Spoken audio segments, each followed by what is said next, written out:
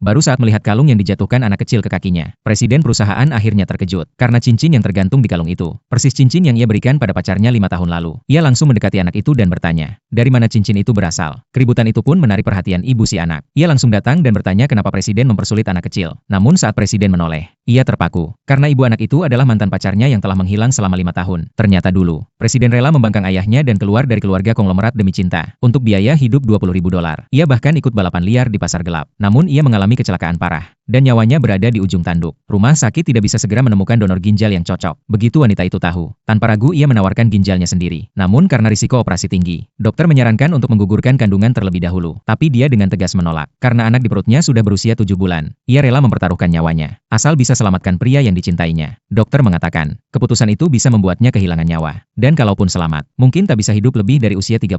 Namun ia tetap bersikeras, setelah berhasil menyelamatkan nyawa presiden. Ayah presiden bukannya berterima kasih, malah menuduh wanita itu wanita matre yang ingin masuk keluarga kaya. Menganggap kecelakaan anaknya adalah salah wanita itu. Ayahnya lalu menyerahkan surat pernyataan pengakuan bersalah. Ternyata dalam kecelakaan itu, presiden tak sengaja melibatkan satu keluarga. Meski keluarga korban sudah menerima ganti rugi, namun tetap menuntut presiden harus dipenjara 5 tahun. Ayahnya bersedia menyelamatkan masa depan presiden, asal wanita itu mau menggantikannya masuk penjara. Sebagai imbalan, presiden akan disembuhkan dan mewarisi seluruh aset keluarga, demi masa depan pria yang dicintainya. Wanita itu menyetujui. 3 hari kemudian, ia mengatur skenario perpisahan, menyewa teman sebagai pacar kaya, menghina presiden sebagai pria miskin yang tak bisa memberi hidup layak, lalu memberikan surat hasil aborsi palsu, membuat presiden percaya bahwa anak mereka telah digugurkan. Ia juga mengatakan bahwa ia tak pernah mencintai presiden, lalu naik ke mobil mewah dan pergi. Meski presiden berteriak memanggilnya, ia tetap tak menoleh. Namun di dalam mobil, ia menangis sejadi-jadinya. 5 tahun berlalu, ia keluar dari penjara. Selama ini, pacar palsunya yang merawat anak mereka. Anak yang lahir prematur itu mengidap penyakit jantung bawaan, dan sering keluar masuk rumah sakit. Saat sedang pulang bersama, penyakit anak itu kambuh lagi. Setelah dilarikan ke rumah sakit, dokter mengatakan harus segera dioperasi. Jika tidak, nyawanya terancam. Namun biaya operasi sebesar $300.000,